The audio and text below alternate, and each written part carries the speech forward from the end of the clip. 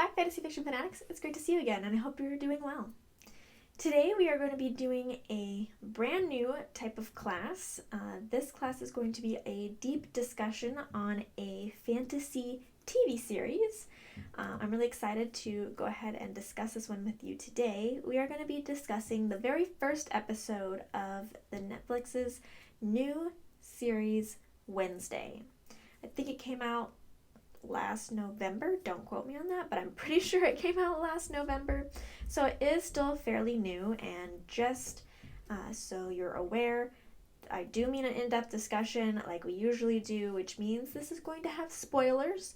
And if you have not watched the show yet and plan to, or don't want it to be spoiled before you do, this might not be the best class for you to join in on until you have watched it. But hopefully, if you have watched it, you will be interested in going ahead and discussing it with me today. So we are going to be talking about just episode 1 today. And as we move on, we will go ahead and get through the rest of the episodes for the season. So hopefully you are excited to discuss this with me. I really, really like this show a lot. I'm actually quite surprised how much I really loved this show. And so I really wanted to discuss it with you guys, and hopefully in the future I can go ahead and discuss in depth some other TV series, fantasy related, that we can discuss together. So if you have any suggestions on ones you might want me to discuss in the future, go ahead and let me know. And after we get through Wednesday, maybe I can go ahead and move on to one of those. Okay, first things first, as we always do with our in-depth discussions, is a recap of what we're talking about. So this first episode actually has a lot for me to discuss, and it's my first time doing a discussion with you guys on a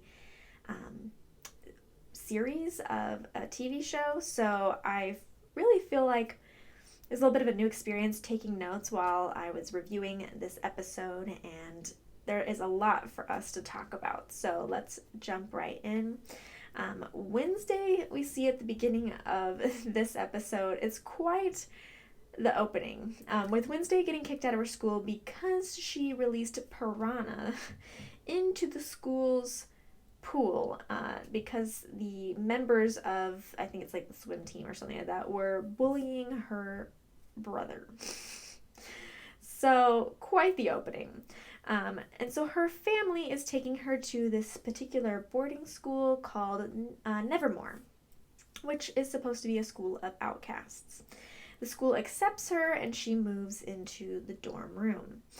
After she is moved in, she's adjusting, she's, making quite the impression on many of the different students there.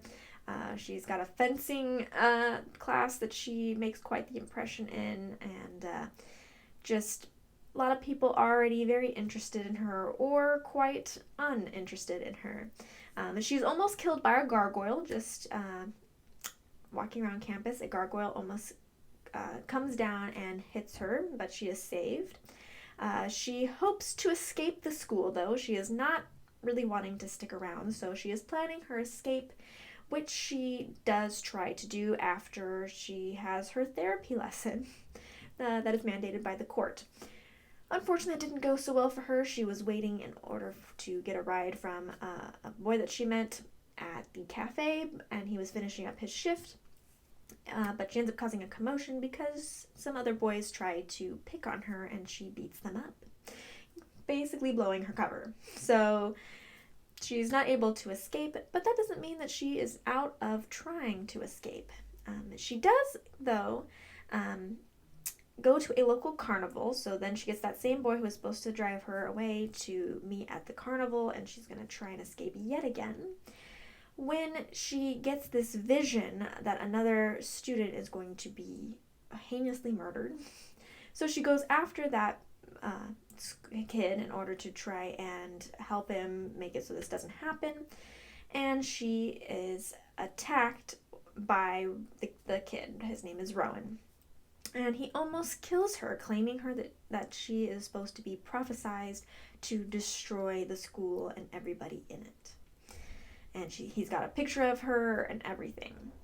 So she ends up being saved from Rowan by this monster that murders him and then runs off into the forest. And Wednesday decides that maybe this school will work out for her after all. And that is episode 1. It has quite a lot going on. We've got lots of different things that appear, lots of different characters that we have coming in and that we are getting to know. So I think this is a very intense start to the series, especially the very first scene. So let's go ahead and talk about how this episode in particular is the start of our story. This is our first entrance to what's going to be going on, what we're going to be talking about in this show, what kind of story it's going to be, all these kind of things. So let's go ahead and discuss that. First episode is, again, starting our base. We are getting to know what characters are going to be important characters in this show. We are finding out about the main character, who she is. We are setting up the world, the landscape, the setting, the possibilities of what can happen in this universe that is being created. We are really setting up a baseline of knowledge of what's going to be going on, of setting up our story and our conflict. So this first episode is really important for a lot of different things. And it's really important to have a good start to our story, because otherwise, how are we going to keep continuing on? Just like, the first 5 or 6 chapters is the basic start of a book that we discuss. And we always talk about at the beginning of each book how we're starting off, where we're at, how the author is putting us into this world as we begin. The same thing is happening with this TV show with the first episode. This is like our first 5 or so chapters. So far, for the beginning of this particular story, we are provided with 3 mysteries that we are supposed to be hooked by in order to continue watching the story. The first one is a monster that is killing people. We've had the death at the beginning we didn't see the monster or anything like that, but we saw that he was heinously murdered while out in the woods near the school. We've had the monster at the end who murders Rowan right in front of Wednesday, and we actually get to see what he looks like, and he looks nuts. It's a pretty scary looking monster there. So we get to even see him in action, just ripping apart the kid. So we have this mystery of who or what is this monster? Why is the monster suddenly around? What can they do to stop the monster? All that kind of stuff. This is all the questions that we're going to have around this monster at the beginning here. So we've set up that mystery. We've set up a second mystery right before the ending, which is this picture of Wednesday and this prophecy of some kind that says that she is supposed to bring down the school and everybody in it. And so she is supposed to be the doom of Nevermore. So we've got that mystery because we don't have any clue as to what that means, why she would be so. We did see the picture when it was a full picture, not just the Wednesday half, but the picture with the other person in it, and the school on fire. So we're like, okay, what does that represent? And how are we going to figure that out? So we've got that portion that's a mystery that's supposed to hopefully get us to come back to the story for a second episode. And then 3, the mystery of her dad. Obviously, she had no clue that her dad, pardon me, that her dad had any kind of criminal record. The sheriff mentions that he's supposed to have killed somebody and be arrested for murder. So that's kind of a big bomb drop. And she receives from her friend the record of her dad's case, her old dad's case. So he does pull out the sheriff's son does pull out the record of what is supposed to have happened with her dad in the past and why he is supposed to have been arrested for murder, and gives it to her. So we've got 3 different mysteries that is going on currently in this first story that is supposed to hook us and to get us to want to see what's going to happen next. It definitely happens for me. I definitely wanted to watch more. The second after I finished it, I was like, let's get going to the second episode. But I'd love to know what your thoughts are on these three mysteries and if they pulled you in and if you really wanted to find out more about what's going on. Next thing for the start of our story is that this provides us a way to meet our characters. We have a lot of characters that get introduced in this first episode, and I do feel like that's something that really happens in TV series over books. Is like the first episode is like you can just jam a whole bunch of characters in there that we can meet, even if we don't really know them very much, but they can at least be seen, introduced, something like that. Versus books that I think kind of introduce characters a little bit more slowly, usually because you have to take the time to describe them and to interact with them. But in a TV show, you can just have interactions with like 5 people at once and no problems because you can see them and you can see the interactions easier. So we have a lot of characters that we meet and get at least a baseline for in this first episode.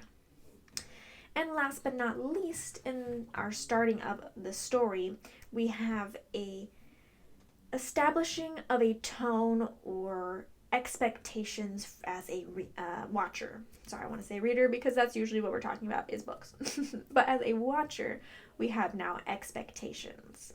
We have expectations that it's going to be a dark tone or theme from this story. It's not a horror story.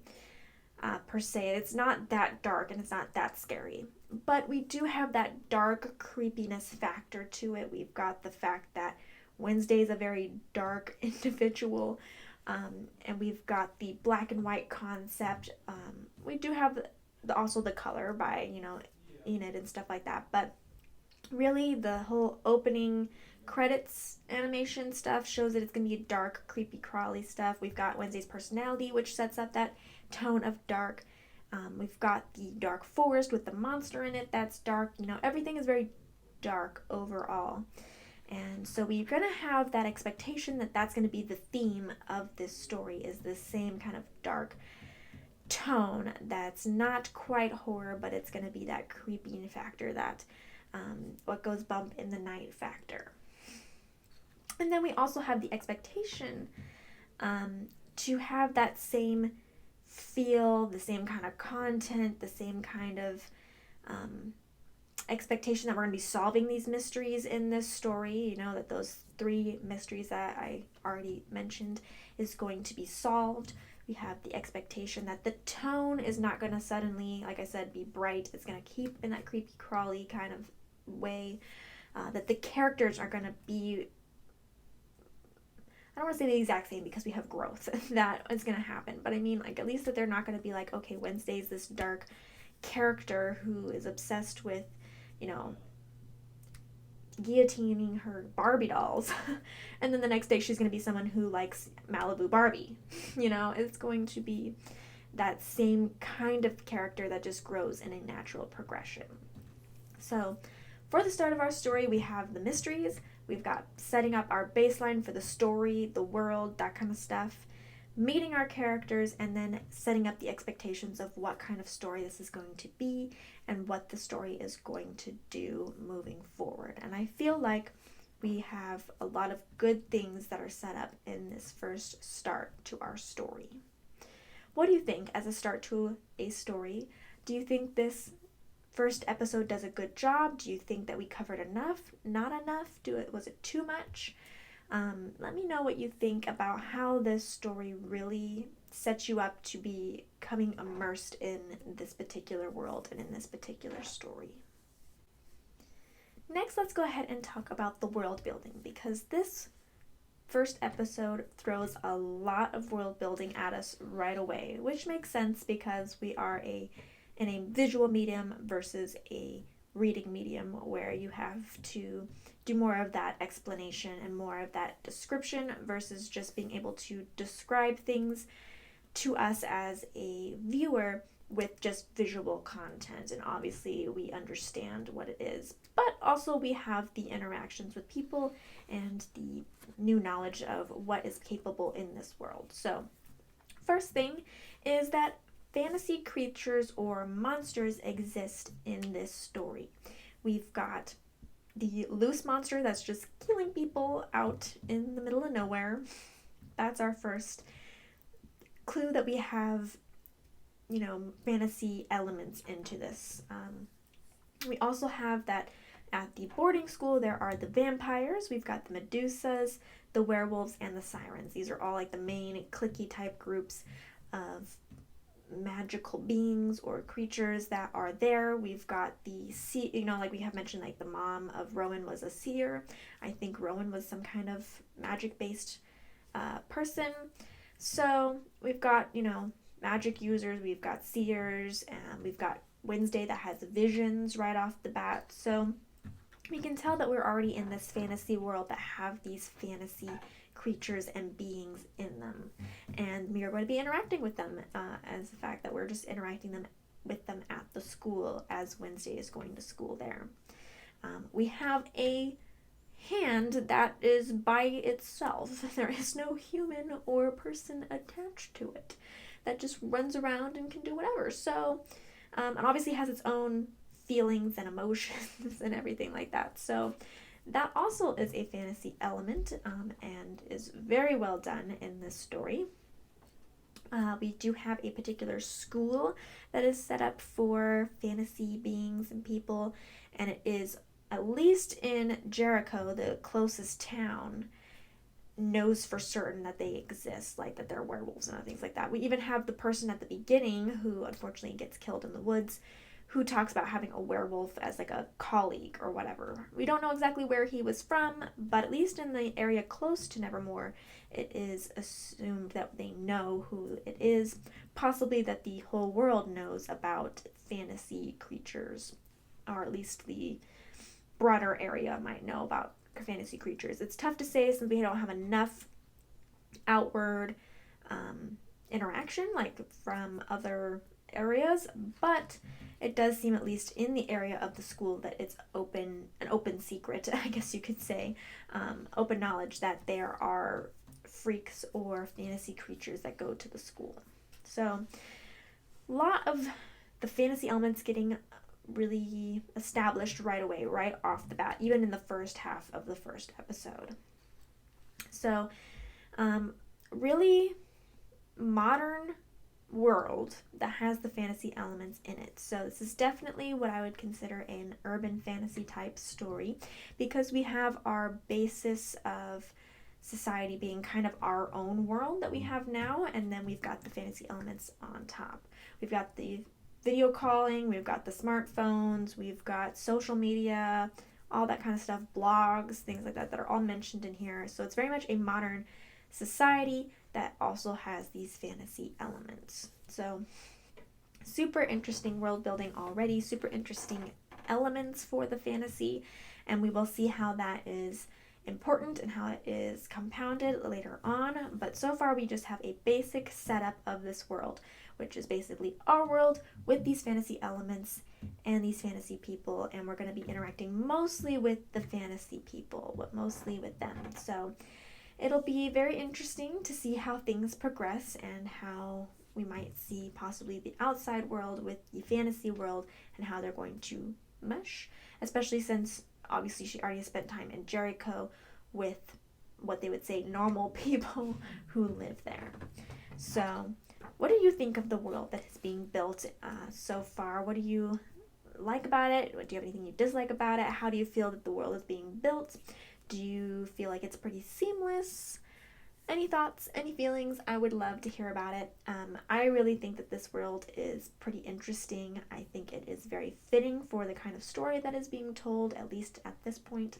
So something that I really enjoy is this world building in this particular story. Next, let's go ahead and talk about another element that is important to this story, and that is the Addams Family element. So whether you guys have watched the Addams Family or have not watched the Addams Family, the original older show or not, I don't feel like that is essential for watching this story and understanding it and enjoying it. It does have that added element as a bonus. I feel like it is considered a bonus for those who have originally watched the first Addams Family and can do that little compare and contrast. of how they handle it in this story. But obviously, it is a very different kind of show than our original one and is not really necessary. Plus, the Addams Family is something that's big enough that you kind of already might know before you start watching the show the basic concept of that story and can see the basic elements that they incorporated into the show, this Wednesday show. So I do like that the Wednesday element is being reimagined and they are taking what the Addams Family has and making it something completely and totally new and different. So I like that there is that complete change. It's not like they're making another, just easygoing little sitcom kind of show. They're making a full-blown fantasy adventure out of it, and they are just making it the theme of it is to be the core elements of the Addams Family, which is focused on Wednesday Addams when she gets to be a teenager and is a little bit more rebellious than the show originally had, as she was just a little girl. We have the same core elements of the Addams Family, and the fact that we have the kind of car that they have, that they're all very black and white and kind of have that unique qualities to them. They like the darker sides of life and find that to be the fun portion of life. We've got the same exact family people that we see. We've got the brother Pugsley, we've got Morticia and her husband, we've got Lurch as their kind of butler. So we've got at least at this point, most of the people. I know that her uncle is not at this point shown, but for the most part we have all the original characters of the show, and so we have the nice core of the Addams Family put into this story as a little bonus of, if you know the Addams Family, then you can have this little perk for the show. And it's nice that, like I said, they're doing something completely different, so there's not enough expectations to make it as good as the original. Like that, if they were doing the same kind of show as the original, you would really make more comparisons, more expectations for it to be as good as or the same as. But since it's nothing like the original story, they're just using the main elements and the background of that story and we're incorporating it into something completely new. We don't have to worry so much about it being exact, and we can then focus on what those elements bring to this new story instead. I do like how the original Addams Family, they stood out from everybody else who was normal, and then they have these plants that eat hamburgers, and they've got a lion that lives upstairs, and they've got a bed of nails that they find comfortable, those kind of things. And so they are different from everybody else. And then in this story, again, even though they've got the unique people, the werewolves, the vampires, all that stuff, all the unique magical beings, and they still stand out from everybody else because they are kind of odd, even in the odd category, and they're very much black and white, and everybody else is a little bit more radiant and in color, and the Addams are still very much muted, pale, black and white people. So I do like that they kept that. They still stand out even in a world of unique and outcast kind of people. So do like those elements. I really like how they incorporated the older item into this newer story. And I'd love to know what you think of the Addams Family. If you have watched the Addams Family, what do you think about the additions they made here?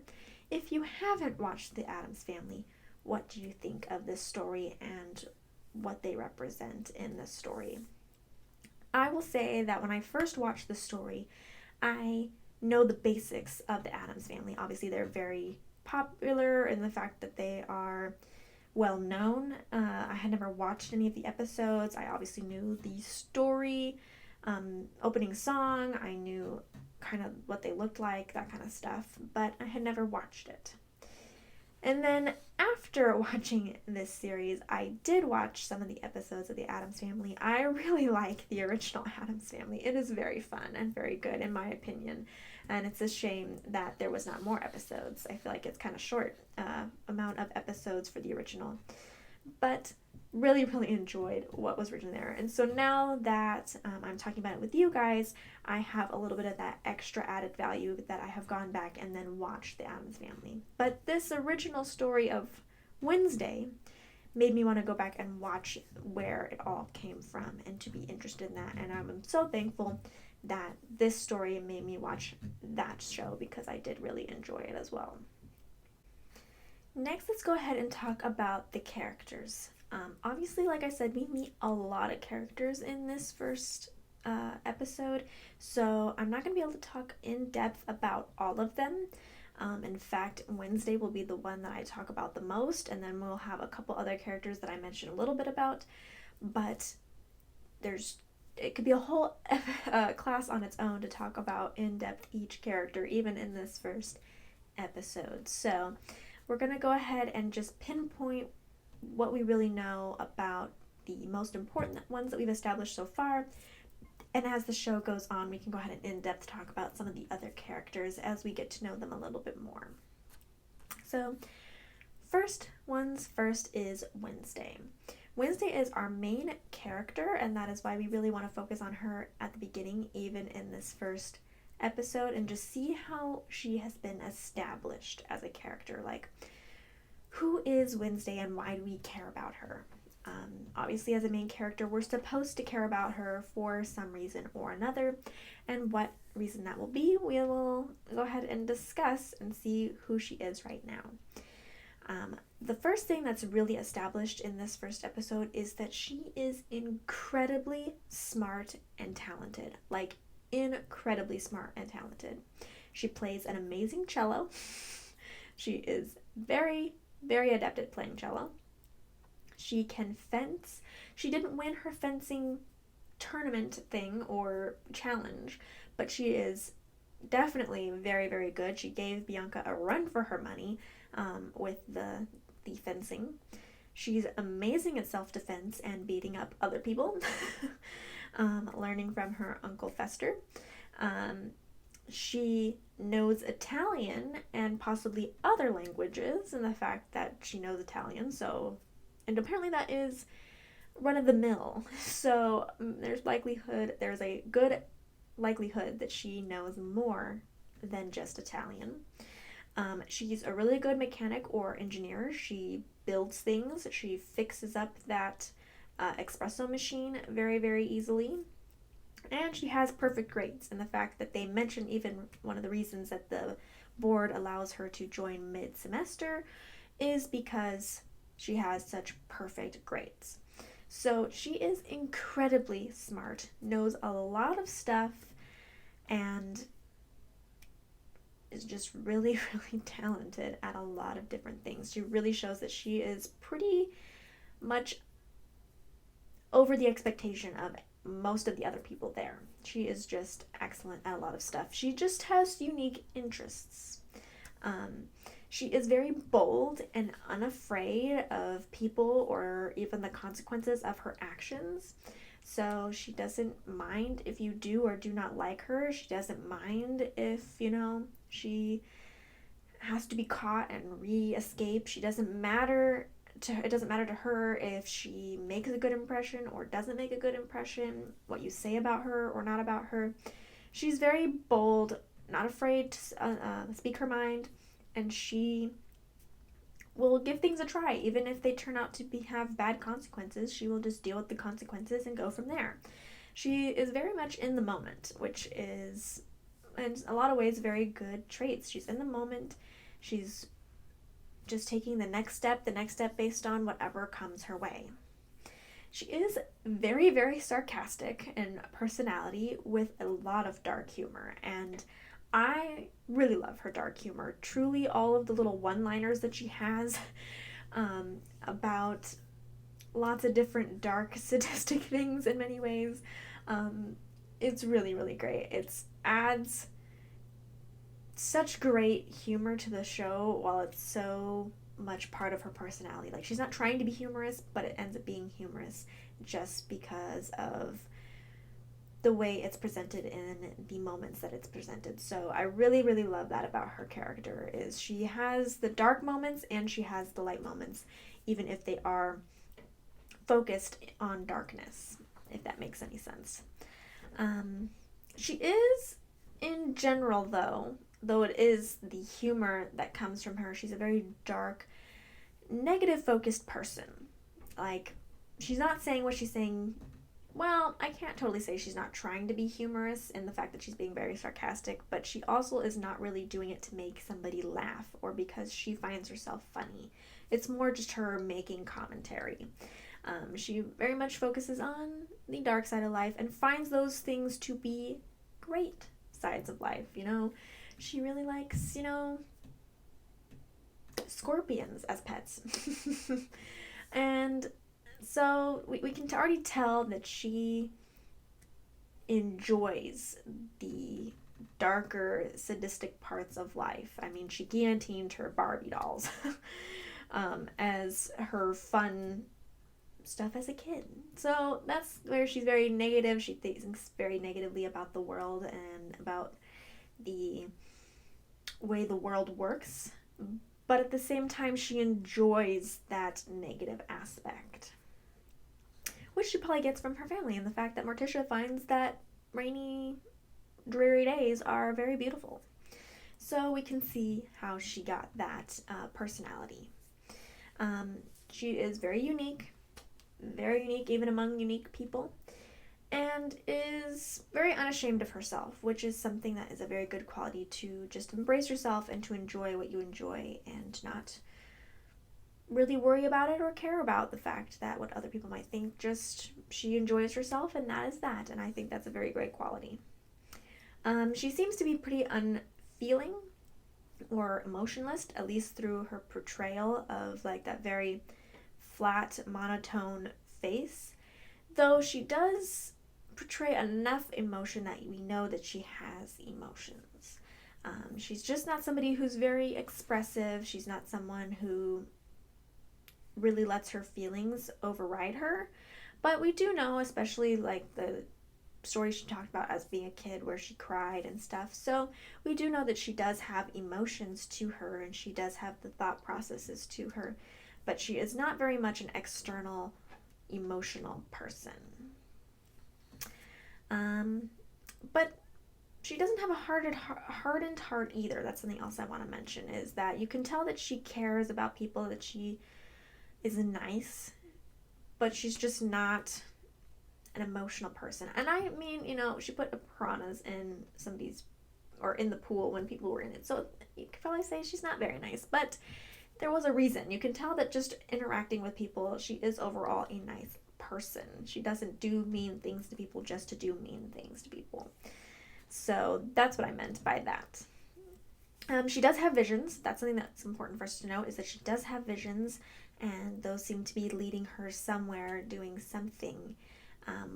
Don't really know what that has come from. We don't really know what's going to be happening with her visions or much about them yet, but we do know that she has them and that they tell her some very dark things. And then we have that she is very rebellious. She wants to run away. She's not listening to her family. She wants to be away from her family. So she's very much a rebellious, kind of unruly person, in the fact that she's just trying to do her own thing and break out of any other authority figure's control. And she really just wants to be out in the world on her own and not be considered a kid any longer. So, all right, we got all that down for Wednesday that is already established just from this one episode, and we'll see how she grows, changes, develops, whatnot as we continue moving forward through the series. Next, let's go ahead and talk about Enid. Enid is the person I feel like we have the second most contact with. She is Wednesday's roommate, and she is the exact opposite to Wednesday. She is quite the other spectrum. She loves color, she loves brightness, she's super happy, bubbly person. She's a very open person, very nice person, very social. Basically everything that Wednesday is, Enid is the exact extreme opposite of her. And it's nice to have that dichotomy between the two characters. And the fact that, Wednesday is pretty much silent, serene, and Enid is very happy, bubbly, loves music, that kind of stuff. So we have also the clashing of those two in their roommate situations as well. Enid seems to be very nice, very caring, very used to or very social interactions with people. Like, she likes a lot of the people at the school, knows a lot of people, at least in her year. So, very much a social butterfly. At this point, she can't turn into a werewolf, and that is something she is very worried and sad about. She needs to be able to turn into a werewolf in order to have a pack or to be included in her community. So she's very scared about that and has anxiety about that. So we're going to see how that continues as things move forward. And last but not least, I really like how Enid is not easily intimidated, especially by Wednesday. Wednesday is very intimidating in many ways, but Enid is very strong, stands up for herself, and is not going to be intimidated by no Wednesday Addams. And I do think that that is a good quality to top it off for Enid at this point. So basically, the opposite of Wednesday equals Enid, and they have a good kind of dichotomy that we are exploiting in this show already. Next is Tyler. Tyler is so far a nice, normal guy. We don't know tons about him at this point. I mean, Wednesday did just meet him in the cafe as the barista. He is the sheriff's son, and he was possibly going to become kind of friends a little bit with Wednesday. So far, we don't really know how that relationship's going to go, but he is trying to help her escape and to drive her out to the train station. So he's not afraid or put off by her personality. He's kind of more intrigued by her personality and thinks that she's unique and interesting. So that's a nice quality, in the fact that he doesn't just berate her or treat her poorly, and that he is trying to help her at this point. So maybe they'll become friends, maybe they won't. We'll just have to see how things go. But we do have Tyler kind of set up as somebody who is going to interact with Wednesday more, and he is an outside perspective. He's not from Nevermore. He's a regular, ordinary guy out in Jericho. So I think that he was kind of important for this episode to show that not everybody outside of the school is prejudiced against them, and that Tyler so far could be a possible ally. And then the next character is Thing. Because Thing, though he is just a hand, he has emotions, he does things on his own, he has his own thoughts and feelings, and he is definitely a character in this show, even if he is a unique and unconventional one. He is very, very loyal to Wednesday at this point. Not that he had much choice. Wednesday really blackmailed him. But at the same time, he is obviously loyal to the Wednesday family, or the Addams family, in the fact that he originally was trying to look after Wednesday for her dad, and now he is helping her out on her many exploits and freaking out many of the students like Tyler and Enid as they've never seen a roaming hand, which I think is interesting, is that he is a unique thing in this already unique world. You would think that it would not be quite so weird to have a hand that just does its own thing. But really, even a moving around doing its own thing hand is weird, even in this world of weird things.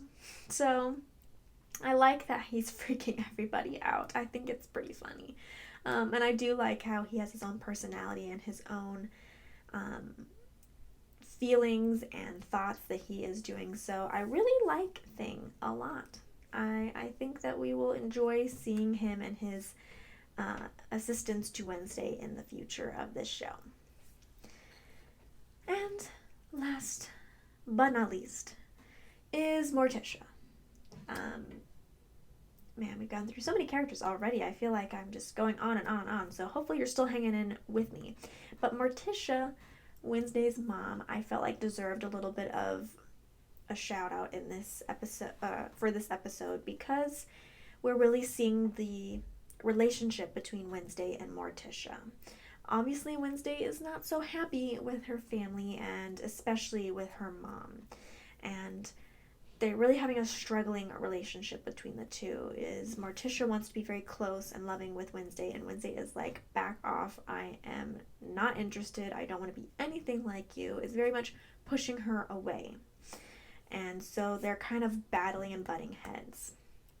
And it seems like Morticia's honestly very, very upset with how Wednesday interacts with her. She's really hurt by her daughter's words and the treatment that she has toward her. So we can see that this is Wednesday's rebellious phase, and we can see that Morticia is very sad and hurt by her current relationship with Wednesday. So it is an important relationship, though, because Wednesday's motivations and her feelings toward her mom affect how Wednesday does things and who Wednesday is. Because we've mentioned a couple times in this first episode that Wednesday doesn't want to be anything like her mom. She doesn't want to be the front and center of the fencing club. She doesn't want to follow in her mom's footsteps and go to the same college that her or school that her mom did. Not college. Wednesday's not that old. But she's really trying to combat what her mom represents at this point, and that is reflecting in her relationship with her mom as well as her choices at the school, which I think is very interesting in the fact that, Wednesday doesn't want to be like her mom, and yet she's very good at fencing. She's excellent at it. And she does go to the fencing class and does kind of challenge the main fencer there. So we can see that she has those connections to her mom even as she's fighting them.